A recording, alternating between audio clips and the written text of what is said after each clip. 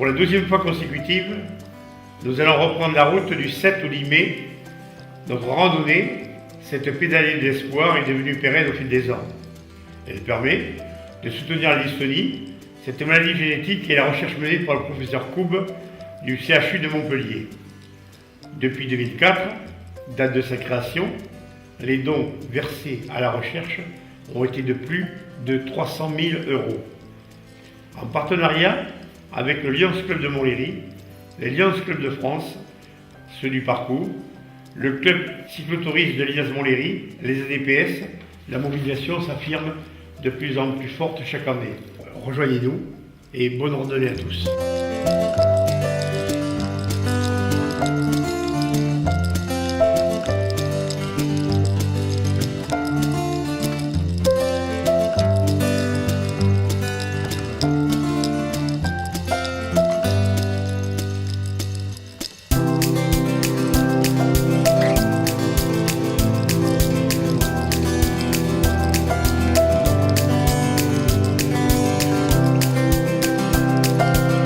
Sous cette appellation, différentes origines, différents symptômes et encore beaucoup d'éléments à découvrir. Oui, la dystonie, ça n'est pas une maladie à part entière. C'est un syndrome, un ensemble de symptômes qui peut être la conséquence d'une pathologie post-traumatique, d'une maladie du mouvement ou encore d'une maladie dégénérative. Alors ce syndrome se caractérise par un dysfonctionnement neurologique. Tout se passe, vous allez le voir, dans une zone du cerveau qu'on appelle le pallidum interne. C'est une région absolument cruciale. Il y en a des deux côtés, on vous a cerclé une, parce qu'elle est traversée par de nombreuses informations qui contribuent à réguler nos mouvements.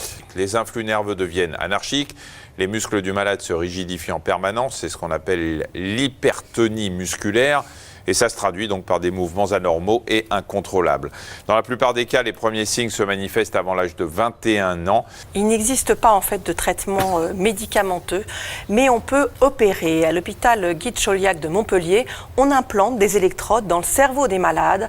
L'objectif de cette stimulation cérébrale, c'est d'aller délivrer un courant électrique destiné en fait à fatiguer les neurones déréglés, les empêchant du coup de transporter les mauvais influx nerveux. On agit sur le globus pallidus interne. C'est un des noyaux gris centraux au travers duquel passent quasiment toutes les informations. Le contrôle radiographique, il nous permet de vérifier que la canule puis l'électrode que nous mettons en place est exactement, géométriquement, à l'endroit attendu.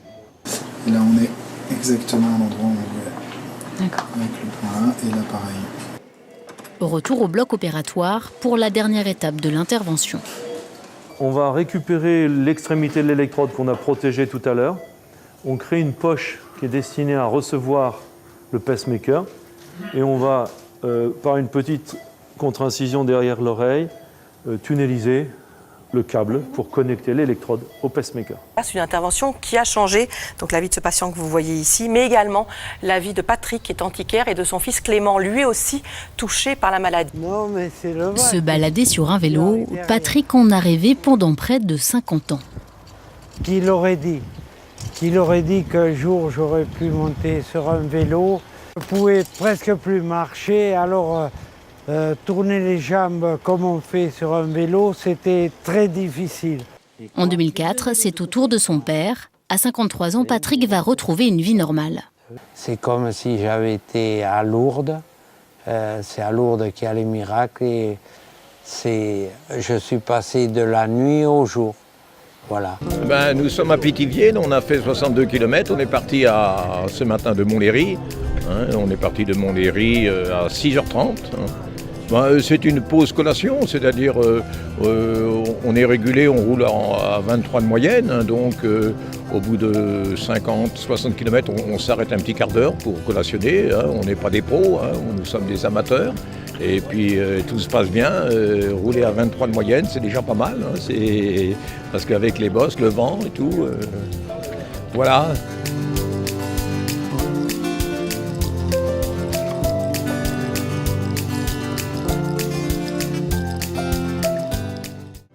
C'est la municipalité de Sully qui vous remercie une nouvelle fois d'avoir choisi notre commune pour la traversée. C'est pour une belle cause, c'est la dystonie.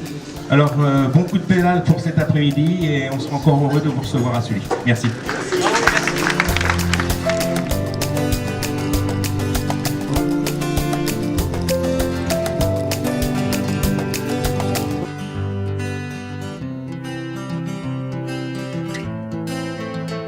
les gens qui sont là déjà ont cette approche forcément de l'action caritative. Et puis le cycliste en général n'est pas un mauvais bougre, bien qu'on le décrit souvent parce qu'il prend la place de l'automobiliste sur la route.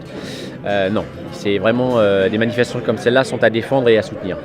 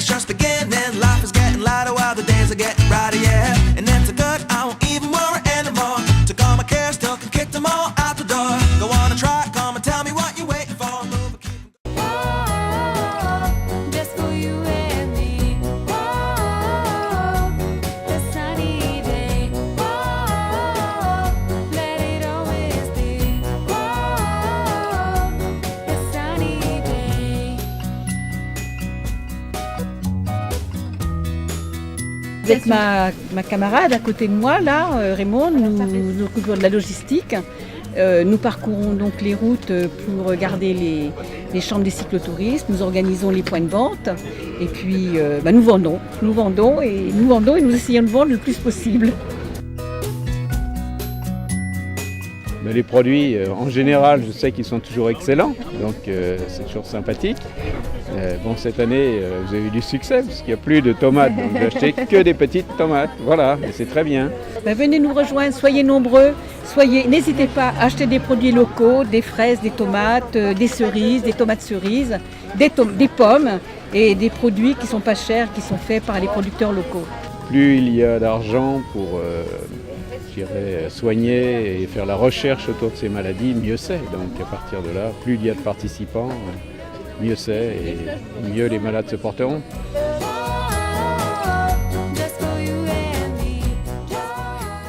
Pour nous, pour moi principalement, c'est logique. Et de plus qu'on est Hyper U, mais on est aussi une société Coop-Atlantique, une société qui est une coopérative de consommateurs avant tout. Donc ça fait partie de nos gènes, on va dire, de participer à ce genre de manifestation.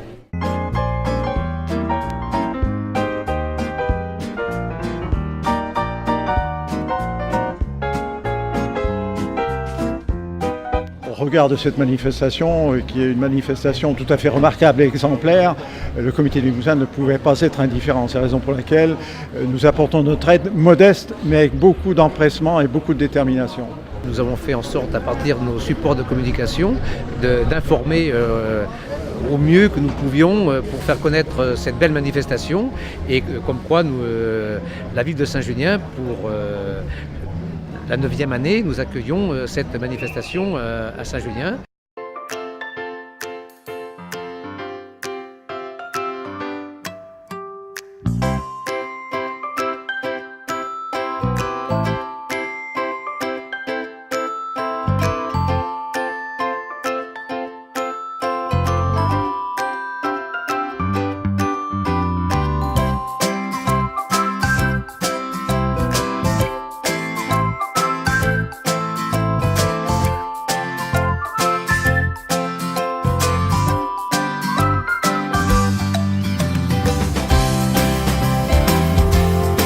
Alors, on a les gilets, c'est pour qu'on nous repère, parce que ça peut être n'importe quel motard. En fin de compte, qui arrête les voitures et les gens se demanderaient déjà que les gens sont inquiets, mais au moins ils voient que c'est un organe de sécurité. Eh ben, disons que quand on part le matin, par exemple, notre président qui est ici en ce moment nous dit ce qu'on fait.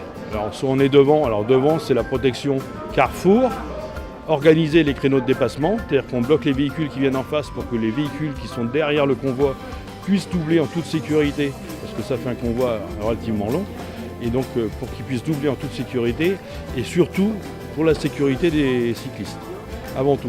Alors c'est l'organisation du créneau de dépassement, c'est la protection dans les carrefours, c'est les feux, parce qu'il est évident que si on passe par, il y a des feux qui sont très courts, alors on permet que le convoi passe au feu rouge par moment, le moins possible, et nous on bloque ceux qui sont au feu vert, voilà.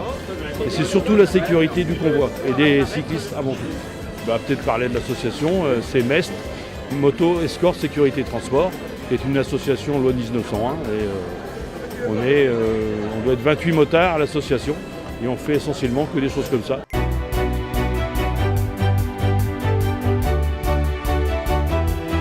Nous, cette opération, nous l'aimons à double titre, en tant qu'élu, mais également en tant qu'agent Alliance, donc avec les ADPS que nous connaissons bien, avec lesquels nous menons de nombreuses opérations de prévention et de soutien aux associations caritatives.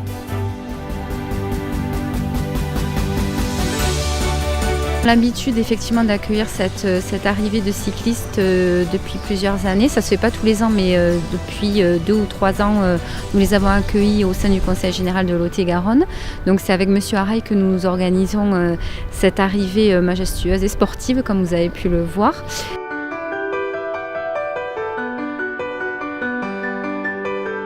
Bon, il se trouve que nous sommes à la demi-étape de la journée, la dernière journée qui se terminera tout à l'heure à Marmande. Bon, Agen, c'est ma ville de cœur puisque je suis né ici, que j'ai encore de la famille. Symboliquement, ça me fait énormément plaisir qu'on ait fait ce crochet par cette ville. Bon, ce soir, l'aventure va se terminer.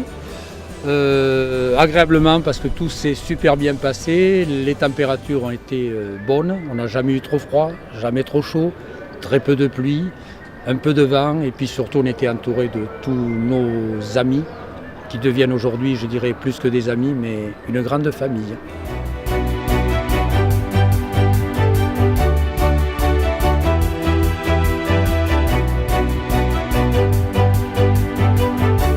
C'était donc la 11e randonnée, donc Montlhéry-Marmande. Elle s'est déroulée dans de très bonnes conditions. Peut-être les conditions climatiques n'ont pas été parfaites puisque le vent de face a gêné beaucoup les cyclotouristes. Je peux vous dire que la randonnée 2015 aura peut-être notre visage, parce qu'à nouvelle équipe, un nouveau visage. Mais nous sommes très confiants, Serge et moi, disons, de cette randonnée 2014. Et pour nous, le bilan est très très très positif. Vous savez, il n'y a pas eu d'accident. C'est ça le principal. Depuis 2004, date de sa création, les dons versés à la recherche ont été de plus de 300 000 €.